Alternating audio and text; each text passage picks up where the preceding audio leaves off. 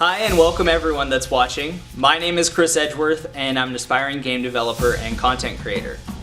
I had my Galio rework that I did recently reach number 3 on our League of Legends, so I want to thank everyone in the community that supported me. All your replies were really awesome, and especially big thank you to Zelnath and Daniel Z. Klein for your replies and critiques. I appreciate it a lot. So now I want to try and branch out and do something new. I really love professional League of Legends for it exemplifies the balance of the game and the strategies that are alive within it. And I want to take a look today at how the Korean Gauntlet finals played out between Jin Air and KT Rolster, and specifically look at not only their draft strategies, but then we'll look at key vision plays and how they develop throughout the game. And hopefully I'll point out a few things to you that you might not have noticed in your first pass. So without further ado, let's move into pre-game discussion about taking a look at Jin Air's rise through the Gauntlet, as well as information that we could draw possibly from KT's finals play against SKT. Alright, so let's take a look at some of the key champions coming into this series, looking back at the Gauntlet as well as KT and SKT's series. So let's look at the bans that Jin Air has been pulling through this entire Gauntlet. So champions that they have been banning. Shen and Lulu, I don't need to describe why those champions are good to you right now, but essentially they don't want Someday to have the Shen for sure, because the amount of map pressure that he'd be able to have and just be a godly split pusher at the same time, no. So ban the entire Gauntlet run by Jin Air, even when they're a blue side. And against Jin Air, however, ever since Game 1 against Najin, when GBM pulled out the Gangplank mid, that's been banned every game against Jin Air. That champion's ridiculous on this patch. This is patch 5.15. So, yeah, the champion's really good, and the fact that they've shown that they can flex it into the mid lane, there's just really no reason at this point to let it through. So that champion's going to get banned this whole series as well. Bans that are important that are coming through against KT, you're going to see the Fizz, because this is, as I just said, patch 5.15, so Fizz does have the physical damage amplification on his ultimate still, so top lane Fizz is alive and well. And I think that does it for bans, with the exception of, this will tie us into our picks, which is Malphite, because ever since Smeb broke out the Malphite, now he's starting to get played. And Trace has been playing him a lot during the Gauntlet, even drawing a few bans earlier in the Gauntlet. So moving over to talking about champions that will be being picked in this series, Malphite's going to get picked one game by Trace, Game 1, and then one game by Someday in Game 4. So it's interesting to see how both players play with that champion. Trace looked very good on it during the Gauntlet. Like I said, he drew bans. So that brings us to Ashe. So Ashe has been seeing a lot of play since her rework. KT last played Ashe in a nightmare scenario against Faker's Teleport Diana, which I'm sure Arrow will never forget. And we've been seeing Pilot play it throughout the Gauntlet as well. So her ultimate is really good, especially with the propensity for the not so mobile ADCs, so she can just arrow you to the face. So good champion. It's ended up getting banned Game 1 by KT, so we'll talk about that in a little bit. And that brings me to the Elise. So Elise is seeing a lot of play.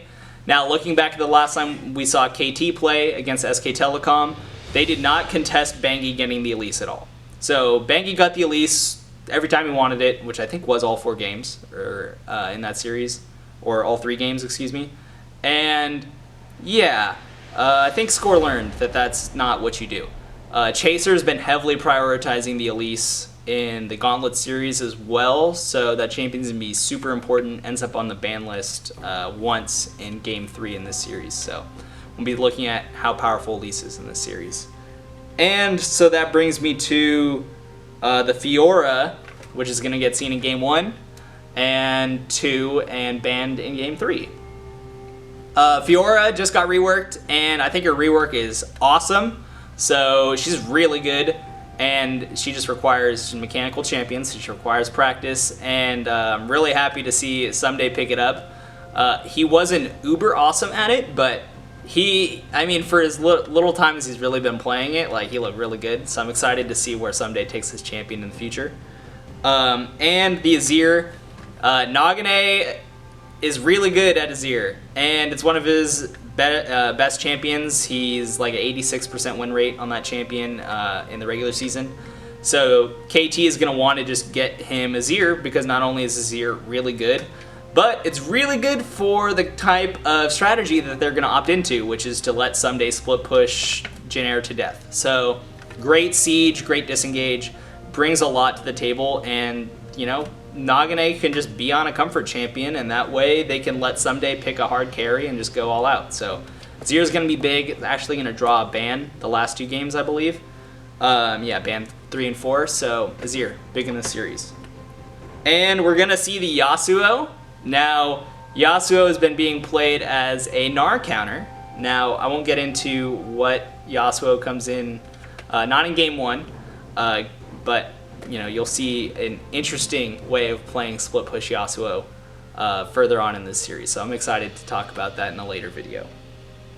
All right, so let's move on now to the draft of game 1. So let's take a look at the picks and bans for game 1. Starting with the bans, KT has blue side, so they'll have first ban and first pick. First ban out the gate is the Gangplank ban against GBM. Not that KT does not feel strong in their ability to play Gangplank probably, but GBM has been drawing a Gangplank ban against him since game 1 against Nachin, so it's very clear that this is a champion it's strong on the patch. It's been seeing play everywhere, so better to just not have it in the game, especially since they've shown the flexibility of using it in the mid lane as well. That brings us to the Shen ban by Jin. They've been banning it the entire Gauntlet, so this is not that surprising.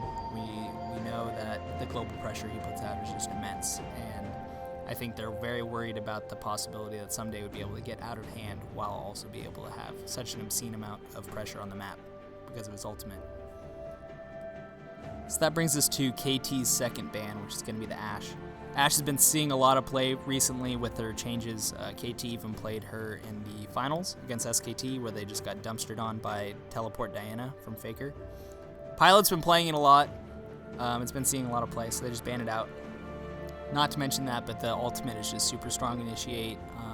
Could be deadly to play against, especially since they end up picking Kog'Maw, so they don't want that matchup at all. So that brings us to Jin second ban, which is Fizz. Again, this is prefix on his ultimate Fizz, so this is 515. His ultimate still amplifies physical damage, so top lane Fizz is still a scary thing, and they know that Someday is very scary on it, so just ban that one straight away. The last 2 bans don't really need a lot of explanation. KT is going to ban out Kalista. They don't plan on playing Kalista, and, you know, she's God, so we got to ban that out. And then Lulu. Jin has been banning Lulu pretty much the entire Gauntlet, except for, I think, 1 game it got through, and then I don't think it got played in the blind pick. But Lulu's just ridiculously strong. We know all of her strengths, so I'm not going to go into that. Alright, so that brings us to the first overall pick by KT Rolster. And they're going to first pick Azir out the gate. Azir doesn't really show anything about their composition. Azir is one of Nagane's top champions. You can see he has an 86% win rate on it. He played it 7 times during the regular season, 6 wins. So really not that hard of a choice to make. It allows them to sort of see what Jin is going to prioritize here in their first rotation. So that brings us to Jin first rotation. They pick 2 very meta picks, high in CC, Braum's passive as well as his ultimate. Not to mention Chaser secures his Elise. He's been playing it a ton during the Gauntlet. Pretty much just about every time he can get his hands on it. So Elise is a super strong pick right now that we've seen her start to reappear in the scene. So that brings us to KT's second rotation, which is going to be the Kog'Maw and the Alistar. Alistar is just top tier support, but the amount of CC that he provides for Kog'Maw is just really strong. And again, they ban out the Ashe, so they don't have to worry about him just getting arrowed to the face.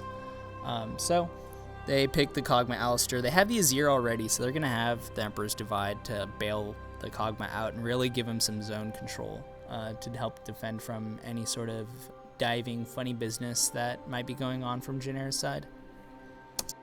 So that brings us to Jynneir's second rotation, and they're going to pick the Vayne Victor. Regarding the Vayne, Pilot's been playing it a lot, and they have, they're trying to go for a very high CC composition, so she's going to have her condemn. But she's got a lot of control built around her already. She's going to have Victor's Gravity Field. She's got Elise Cocoon, Brahm's CC. So she's going to have a lot of tools to peel for her and give her options to move around in this fight. Victor, great in the Azir matchup. Pretty standard meta pick. The interesting thing about this that we're going to see in a few minutes is that they have a very clear early game strategy on how they're going to be using this Victor against the Azir. So we'll talk about that here in a few minutes. And that's going to bring us to KT Rolster's last rotation. They're going to get Gragas Fiora here. Gragas, we didn't talk about this with the Kog'Maw, but he's really a good champion to have with the Kog'Maw because he has such a great amount of peel, engage, disengage, to really help protect Kog'Maw in the backline and also peel people off from him to just blow up. Fiora is going to come out for Someday. So they got Someday his carry. And he can just go crazy and split pushing. They have a really great siege comp built at this. They can just 4-1 all day and let Fiora go mess around in the solo lanes and see how Trace does in this matchup. So they're going to end up picking Malphite for Trace. Now, Trace has been playing Malphite very well during the Gauntlet, even drawing a couple bans. And Malphite's really been spiking in popularity since, I believe, playoffs for summer. And it's just really good for diving the back line. Very easy to hit immobile squishies like Kog'Maw, but you can also get back there and just get Nazir's business. So really great pickup for this team composition. You can tell that KT had a very clear draft plan, and they end up winning the draft phase because of it. They ban the Ashe so that they can freely pick the Kog'Maw and not have to worry about any of her long-range engage. They first overall picked the Azir, a comfort champion for Nagane, but also combines for some crazy siege and poke potential with the Kog'Maw. Picking Fiora for Someday is going to go great in this composition as it's going to open them up to a very strong 4-1 split push. KT, I'm sure, is very confident in their ability for Someday to win his matchup against Trace. They round out this composition with Alistar and Gragas, both of which are amazing linebackers for this composition. Gragas and Alistar provide an insane amount of disengage, CC, and peel potential for their team. This team composition is going to be relatively weak early game, especially with how much CC Jynneir is stacked on their side. This is going to force them to give up a lot of potential on early dragons. While KT's comp may be lacking in hard CC, Jynneir's comp is anything but. Every single champion on their team has some kind of hard CC. Jynneir has a pretty straightforward game plan. They want to scrap, they want to make picks, and they want to convert that into map pressure. Anytime there's a 5v5, they have the tools to win it if they're able to line up their CC. Both teams have two very opposed win conditions. KT's win condition is to get pressure on the opposite side of the map using Someday's split push while they siege up a lane.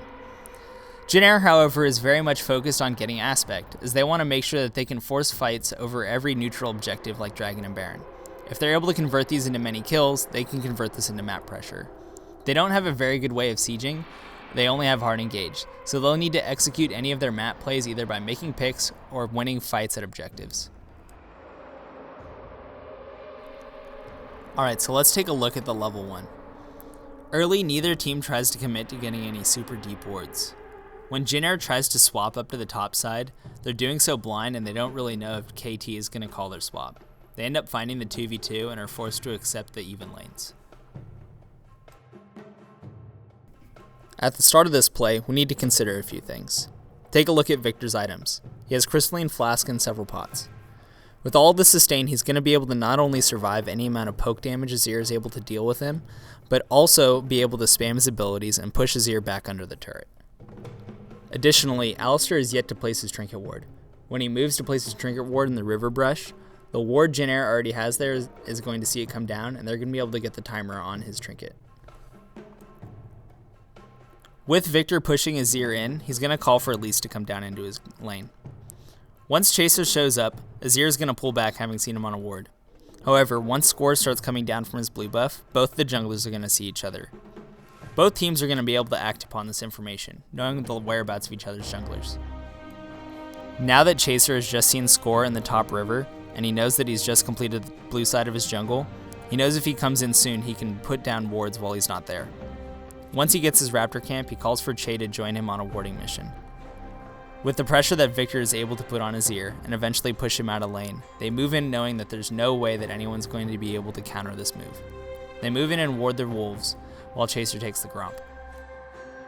Now that they've been able to secure vision in the top side of KT's jungle, they're able to capitalize on the knowledge they were able to gain earlier when they saw Alistar use his Trinket Ward. There's not going to be any way for KT to be able to see what's going on in the river brush until Alistar's Trinket comes off cooldown. As soon as it comes off cooldown, with Che back in the lane, he's going to try and move into the river to ward against Chaser. Luckily, Chaser was already waiting, and he's going to hit him with Cocoon. The follow-up CC does the rest. Once Kog'Maw gets tagged with Braum's passive, he's going to have to flash once he gets to 3 stacks, because if he gets stunned, he's most likely going to die as well. Jin Air is going to be able to capitalize on their early kill in a big way. Che is able to use the gold that he gets to get a Sightstone, and he moves in to get some deep vision after he backs. At this point, KT has not seen Chaser for about a minute and a half. It's entirely plausible that Chaser could be nearby on the top side, allowing Che to move and be this aggressive on that top side of the map. Instead, Chaser opts to move into the bottom brush on the bot side. Trace was able to see when Fiora used her cooldown timer for her Trinket at about 4 minutes 30 seconds. Without the Trinket, there's going to be no way to know for sure whether Chaser's waiting in that brush or not. While Someday can safely assume that Trace is most likely waiting in that brush, the longer and longer it goes without Chaser being seen on the top side of the map, the more and more likely it is that Chaser is in waiting. Someday can no longer extend for that Trinket, and once he overextends for a minion, he eats multiple forms of CC and it leads to his death.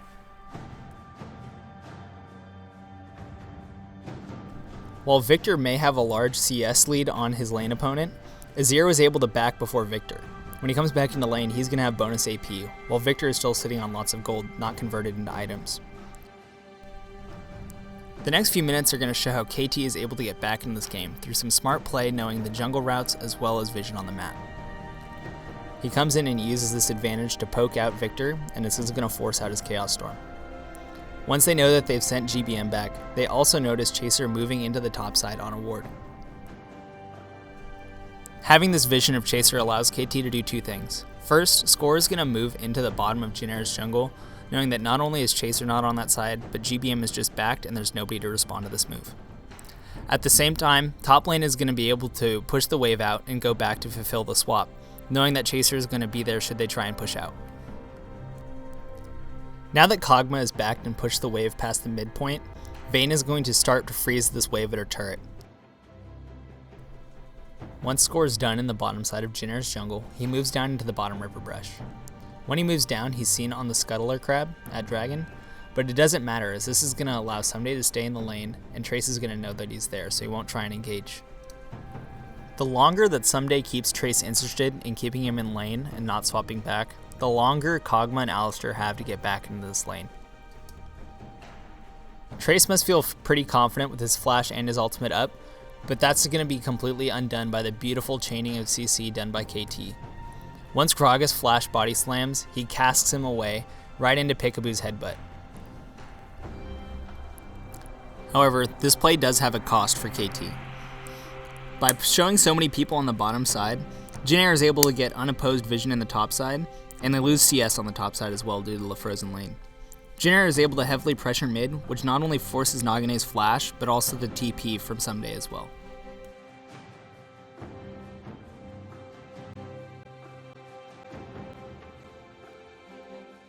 Having seen how much pressure Jin Air is exerting on the top side, Score is going to go with Someday on his way towards the top lane.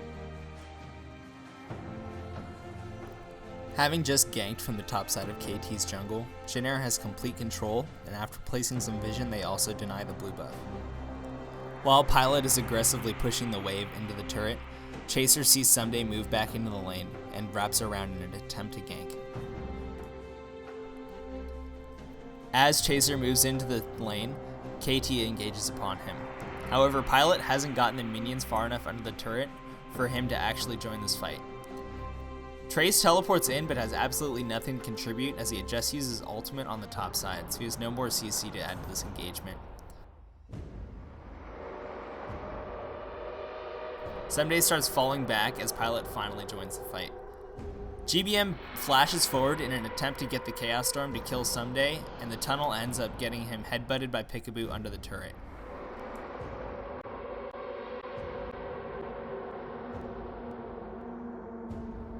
While Jin Air runs away, Kog'Maw takes the turret on the bottom side. KT beautifully punishes Jin Air's over-aggressive play. Chaser ends up showing himself too early, and KT is able to engage the fight before Pilot actually would have a chance to join. Without Pilot's damage, Jin Air ends up losing this fight from the beginning. Some things to note before we get into this dragon fight. Azir and Cog have both hit their first core item spike, Cog getting his Triforce and Azir's getting his Nashers, so they can start to do some real serious poke damage when they're sitting around these dragons.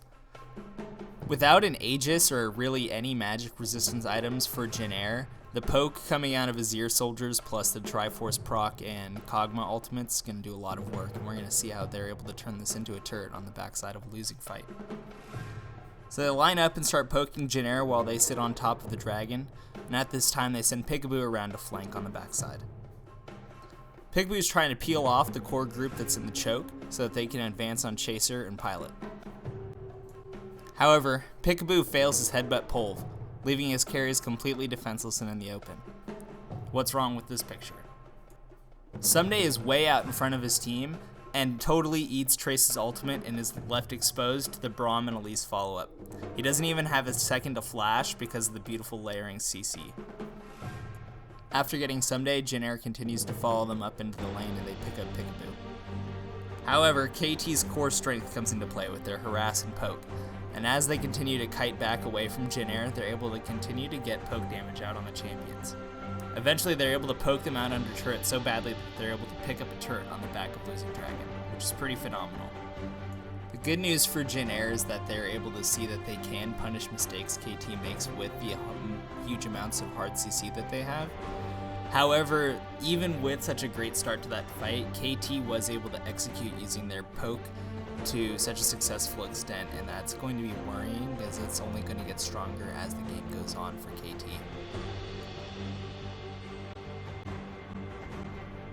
I wanted to point out something specific about the waves on the bottom side that happened before this last dragon and continues into this next play. Vayne is going to show up on the bottom side and push the wave off of Jin Air's side of the river onto KT's side of the river. Before the dragon, Someday is going to show up on the bottom side and clear out that wave, leaving a couple of his minions behind that move forward onto Jin Air's side of the river. This is going to catch the minions arriving from Jin Air's side and eventually build into a slow push as this dragon fight and subsequent tower develops. By the time we arrive at the next play before the next Baron, the slow push wave has re-arrived onto KT's side of the river, and Someday moves into the bottom side to collect the minions. Jin Air moves into the Baron area and sets up shop, clearing out KT's vision and hoping to draw them into face-checking the Baron. Jin Air's comp is specifically designed to bait KT into getting caught by some of their various forms of super hard engage and turning that into a teamfight win. While the rest of KT is doing the Baron dance on the top side, Someday has been split pushing on the bottom side and is pushing the wave heavily into the turret. Jin Air needs to act soon or they're going to continue to receive pressure from Someday's split push.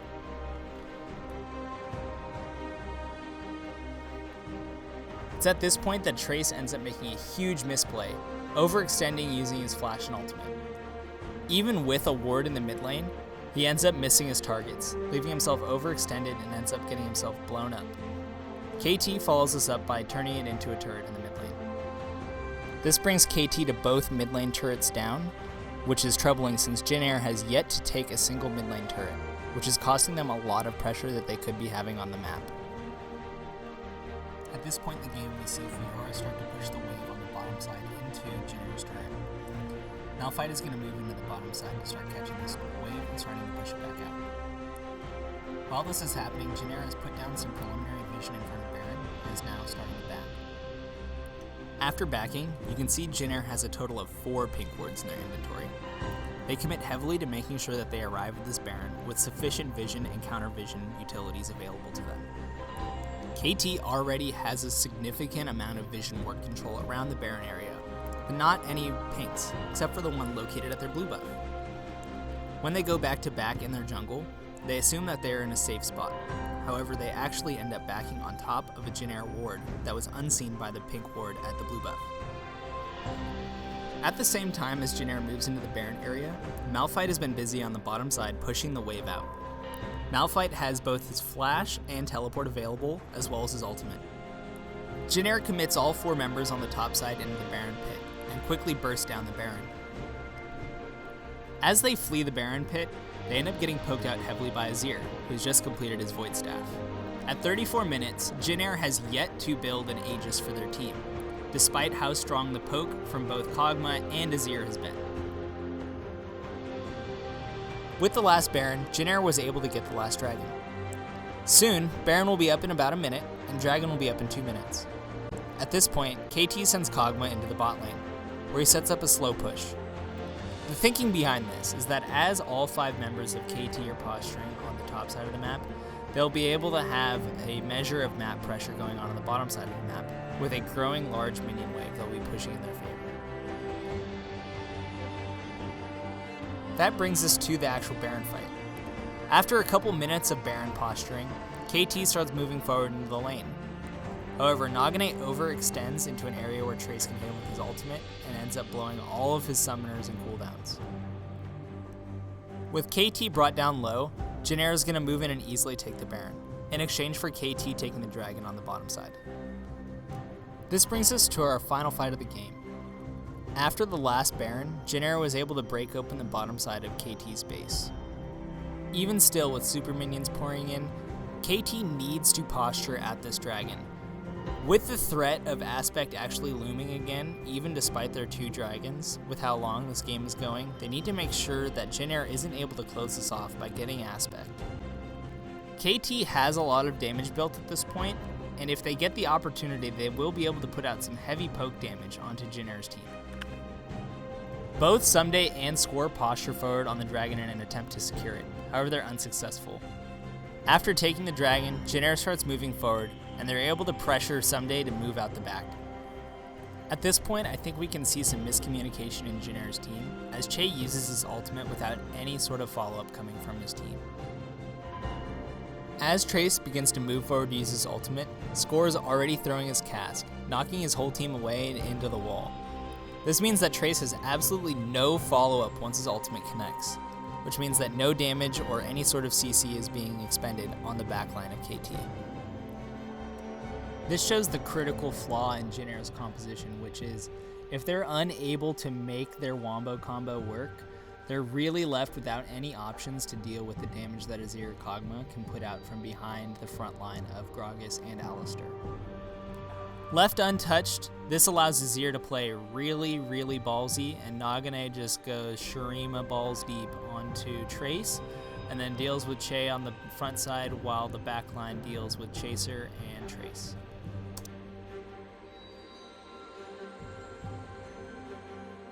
Alright, so that's it for Game 1. Just a little review. Even looking back, both teams came out of the draft with a clear strategy.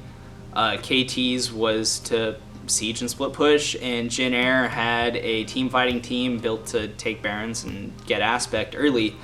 And Jyn just failed in executing their composition to the best of its abilities, and it gave KT enough time to get their composition going in the spot that it needed to be. Because they were able to build the items to make the poke from their sieging champions way good, while also Fiora's split push just became even stronger. So Jyn needed to execute their composition quickly and more effectively in order to win that game. I'd like to take a second here at the end to reach out and ask of anyone out there who happens to be watching this video that's a better analyst than me to reach out to me. I'd love to learn what I'm doing wrong, critique my work. It's the only way that my content that I create in the future will be better. So if you're out there and you'd love to give me a hand and give me a few minutes of your time and feedback, I would appreciate it so much. And you can reach out to me through this YouTube channel or Reddit or Twitter. You guys can follow me on Twitter. I'll be making a new Twitter account following this post, and that'll be at ChrisEdgeworthLol. And you can go ahead and follow me there, and probably won't be posting all that much except when my new content comes out, so you'll be able to see the next time that I post a video. So hopefully games 2 through 4 will be coming out soon. So you can go ahead and follow me at Twitter. I'll also be putting a link in the description, like I said, to my Galio rework. So once again, thank you to everyone that watched. If you're an analyst, please help. But especially thank you everyone. And we'll see you next time.